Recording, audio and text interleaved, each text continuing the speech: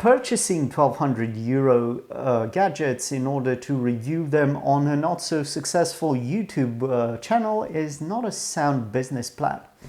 But in my shrewdness, I found an alternative. I convinced my wife to purchase for herself this brand new Galaxy S24 Ultra from Samsung, and I guess as an added bonus, I get to review it.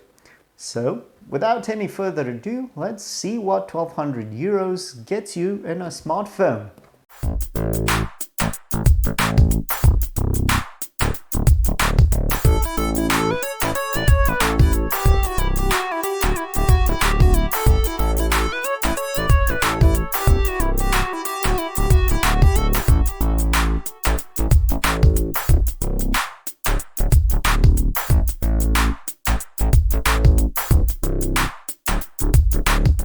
Okay, so all joking aside, this is actually a very potent and, well, a very good all-rounder phone.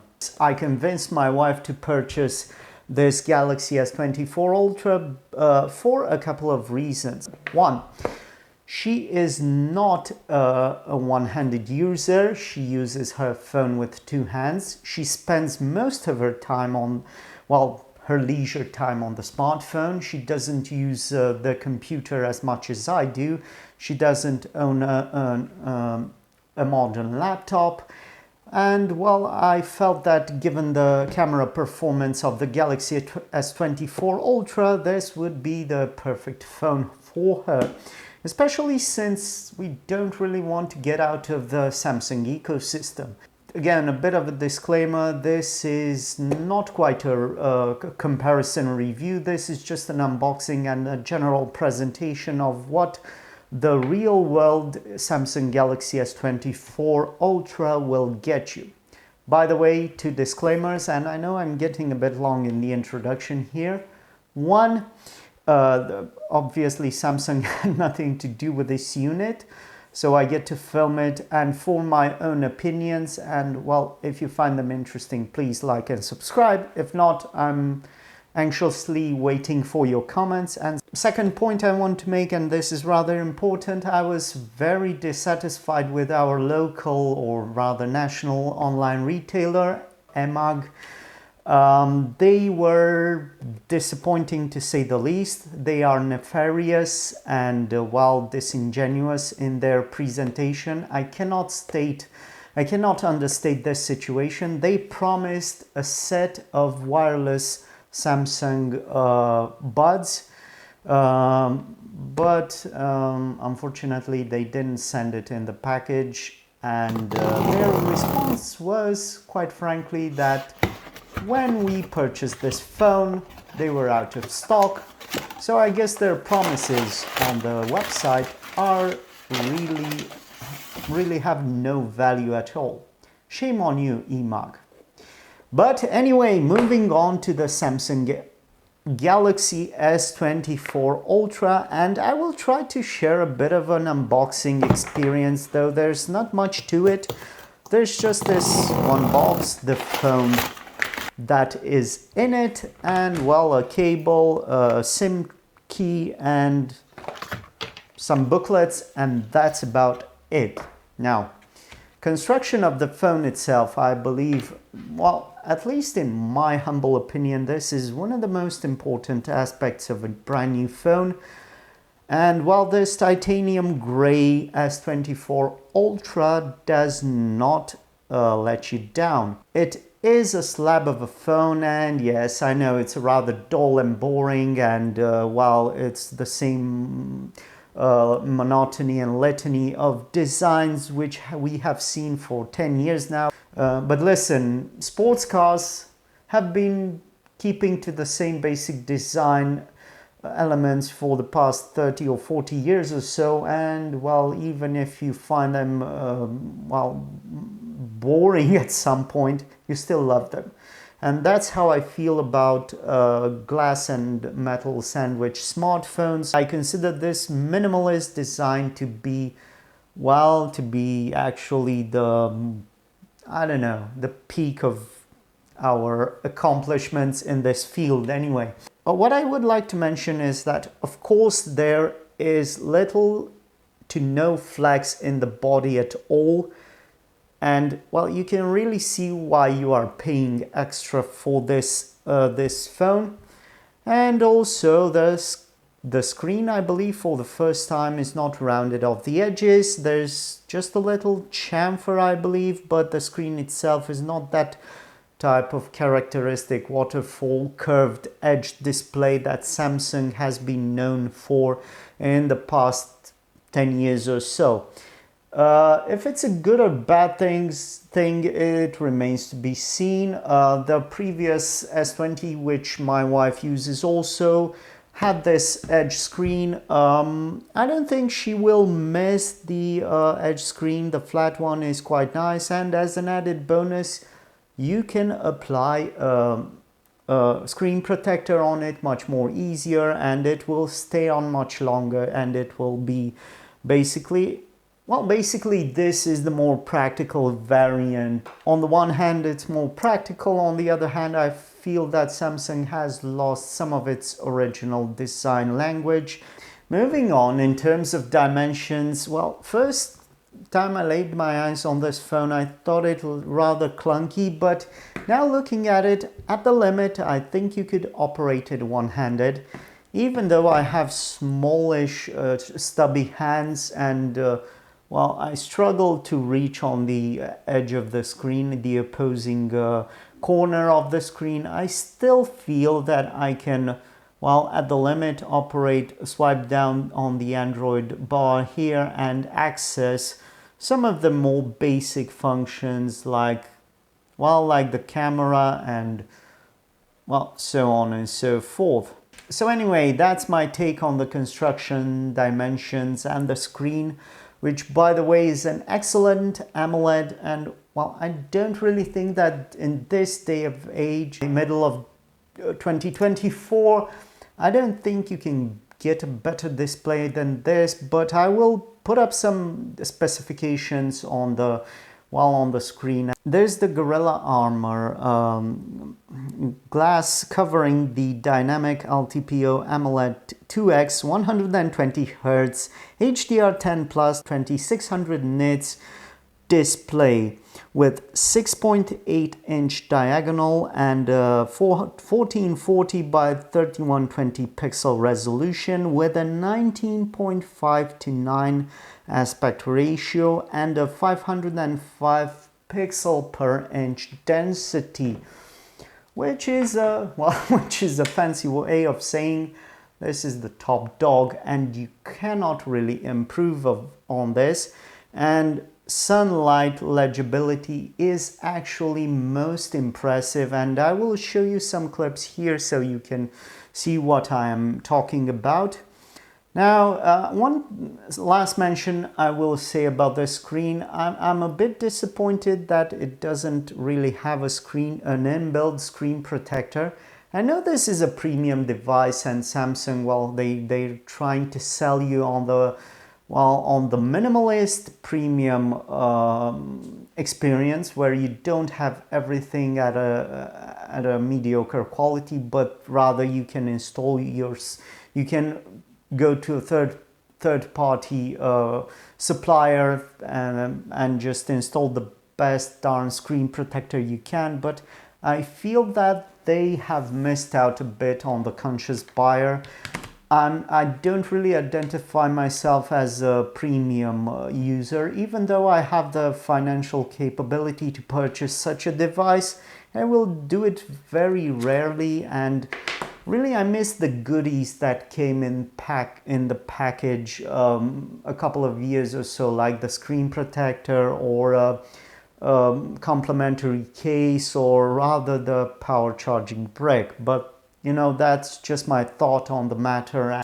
Well, additional information about this phone, and I'm just going to pass through these specs because I have no way of comparing it to any other relevant phone on the market. Today we are speaking about a Qualcomm Snapdragon 8 Gen 3 the SM8650 4 nanometer architecture octa-core 8-core processor with an Adreno 750 GPU at 1 gigahertz frequency. And most disappointingly, for me at least, this thing has no extendable memory, so no SD card slot.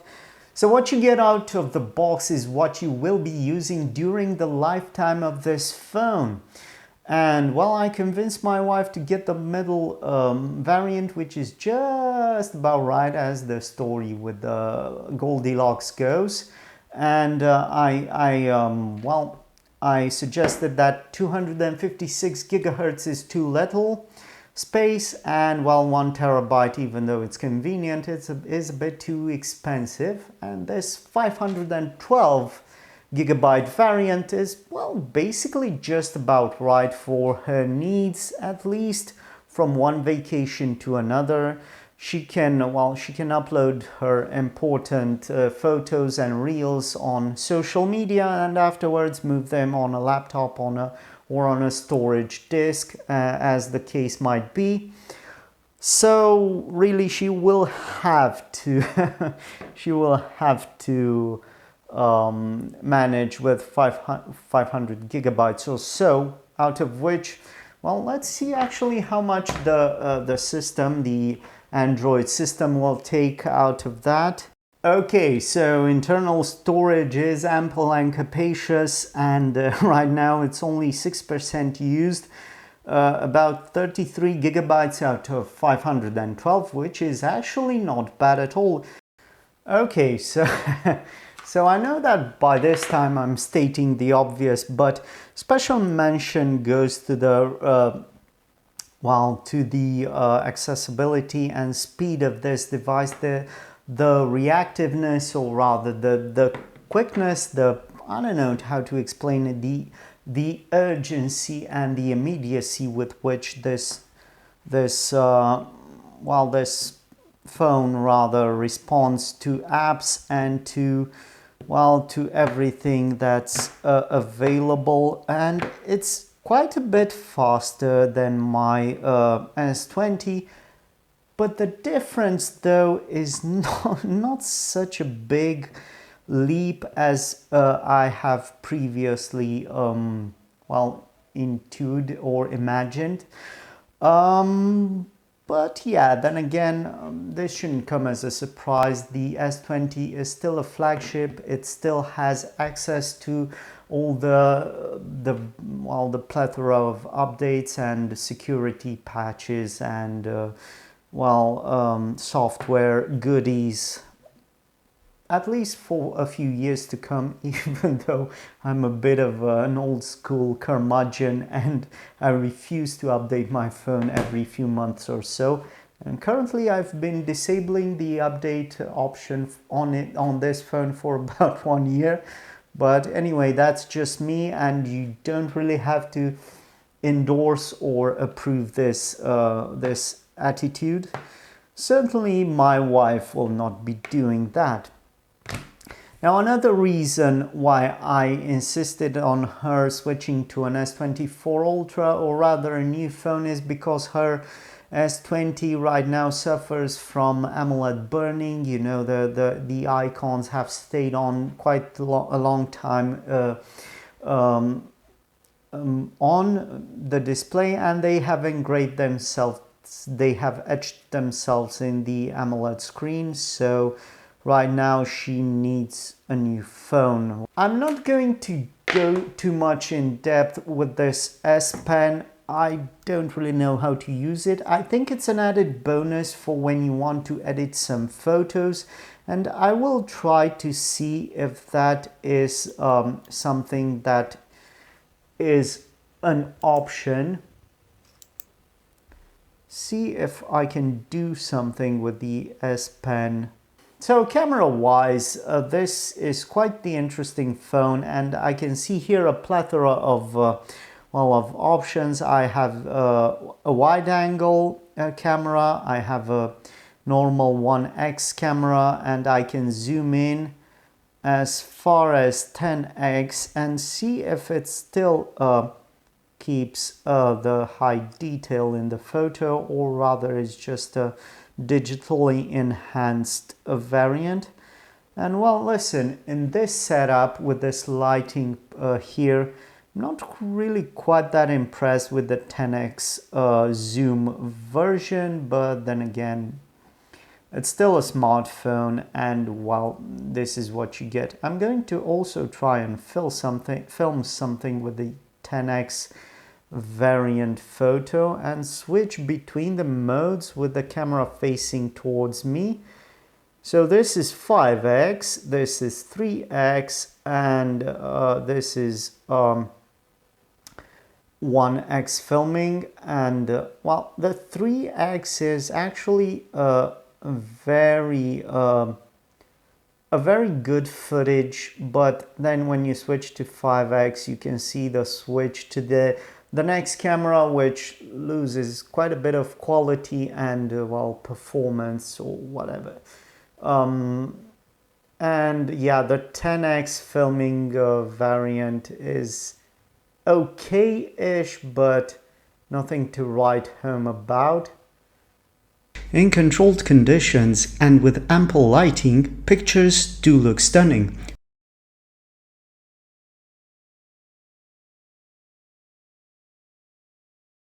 Special mention goes to the macro mode, or rather the close-up pics of small objects. No dedicated mode actually exists. Also, in good sunlight, the video recording shines in both 4K and 8K resolution, as seen in these footages. 8K 30 FPS pan.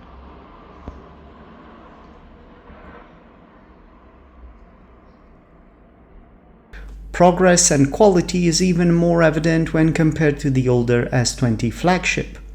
As an added bonus, the microphone recording is truly exquisite and can easily be mistaken for dedicated hardware by the untrained ear. Now the battery is a lithium-ion variant, 5000 mAh, and charging is provided at 45 watts wired, with 65% in 30 minutes and 15% wireless charging, which are actually not industry records, but I guess it's the top 20 or 30 percentage in terms of performance, let's say it like that. And I don't know if you feel that is sufficient or not. Personally, I don't really feel the need to charge any faster than that, and actually I'm still fairly satisfied with my S20 vanilla charging capabilities, and I know that my wife is still satisfied with her S20 charging capabilities, not the battery itself, which is quite worn in and should be upgraded. That's another reason why she purchased this phone.